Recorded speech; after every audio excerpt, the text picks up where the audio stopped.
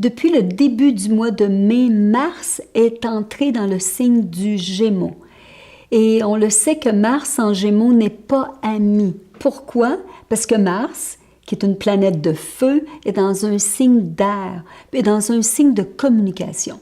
Alors Mars en Gémeaux peut affecter la manière qu'on va communiquer, avec agression, avec réaction, avec intensité. Alors, il faut faire attention comment on communique avec Mars en Gémeaux. Mais là, ce n'est pas tout. Alors, Mars, bientôt, va joindre Raoult en Gémeaux. Et les deux, c'est deux maléfiques. Alors, qui veut dire, oups, encore une fois, comment on va communiquer, comment on va se sentir à l'intérieur. Alors, peut-être qu'on va sentir plus de colère ou d'intensité dans ce qu'on veut faire.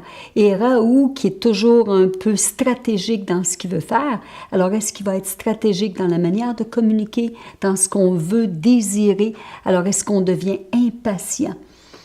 Mais là, pour aider à la sauce, alors on va avoir Mercure qui va aussi arriver en Gémeaux le 1er juin et va rejoindre Mars et Raoult. Alors tout ce beau monde vont venir aussi donner beaucoup d'intensité.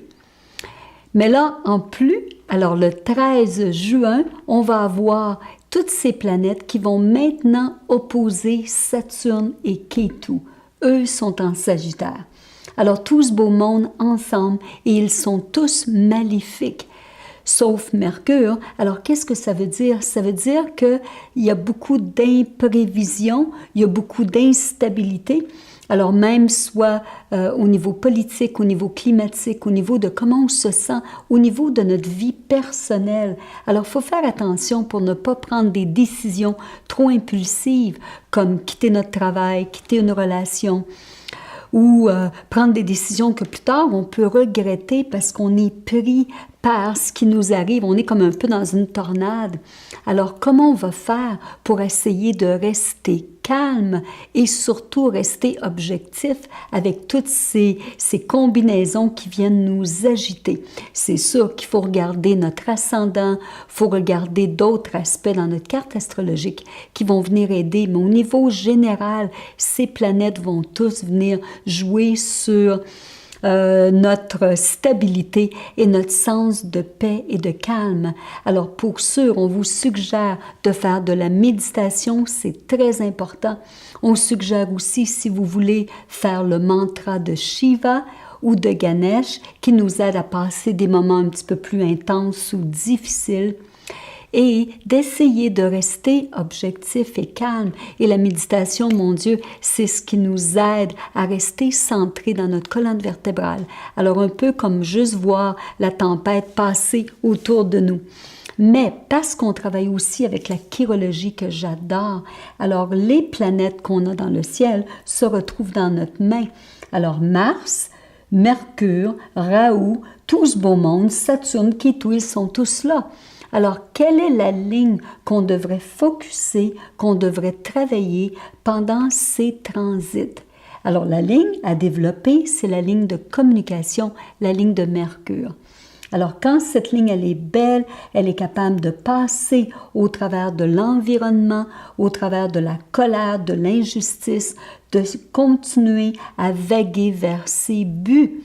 Alors, c'est important de voir une belle ligne de communication parce que si on garde de la colère qu'on va retrouver dans notre Mars négatif, alors si on a une petite bosse ici, une boule de feu, alors c'est sûr qu'on va avoir de l'agression, de la frustration, de la colère, de l'agitation. Alors, une chose pour ceux qu'on suggère, c'est de faire des bons massages qui vont aider aussi à la digestion. Mais si j'ai une bosse qui est ici, alors ma ligne de Mercure va être toute cassée. Alors, je n'arriverai pas à communiquer proprement parce que je vais agir avec réaction. Je vais agir sous passion ou pression, ce qui n'est pas toujours les bonnes choses. Alors, prenez le temps de bien respirer profondément. Prenez le temps de méditer. Prenez une pause. Et juste de voir ce qui se passe sans prendre les choses trop dures, même si elles vont nous amener des changements.